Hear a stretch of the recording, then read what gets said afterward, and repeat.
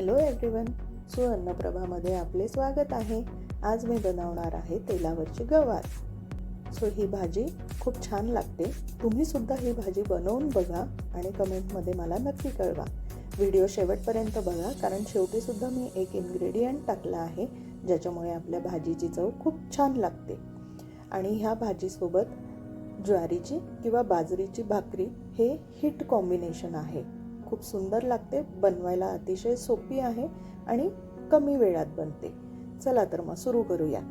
तर मी कढईमध्ये तेल गरम केलं, त्यामध्ये मोहरी तडतडू दिली आणि मग बारीक चिरलेला कांदा थोडा लालसर होईपर्यंत भाजून घेतला.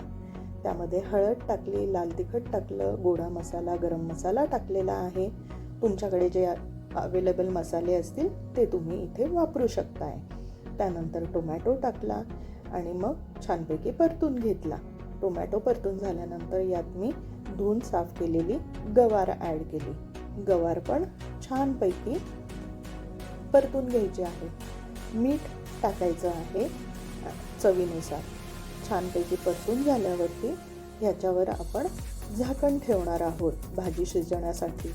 या भाजीसाठी आपण अजिबातही पाणी वापरणार नाही आहोत. पाण्याचा एक थेंब पण ह्यात टाकायचा नाही आहे.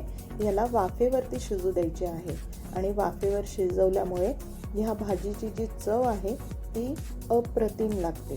ती तुम्ही बनवून बघा आणि खाऊन बघा, मग तुम्हाला ह्या भाजीची चव कळेल. कोथिंबीर टाकायची आणि मग आता आपण इथे छानपैकी भाजी मिक्स करून घ्यायची आहे. त्यानंतर आता आपण हे मिक्स करून झाल्यावरती कढईवर एक ताट ठेवायचं आहे आणि ताटात पाणी टाकायचं आहे.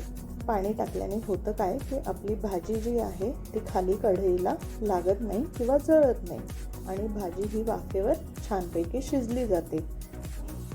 अशा पद्धतीने पाणी टाकून घ्यायचं आहे. 15 मिनिटांनी झाकण काढायचं आणि चेक करायची भाजी. अधूनमधून चेक करत राहायची आहे.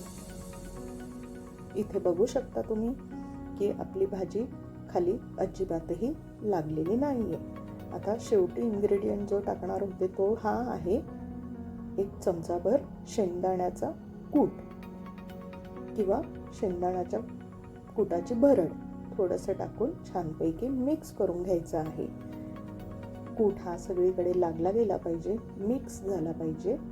त्यानंतर एक साधारण 5 मिनिट वाफ येऊ द्यायची आहे, जेणेकरून दाण्याचं कूट पण त्यात मिक्स होईल आणि त्याची चव ह्यामध्ये उतरेल.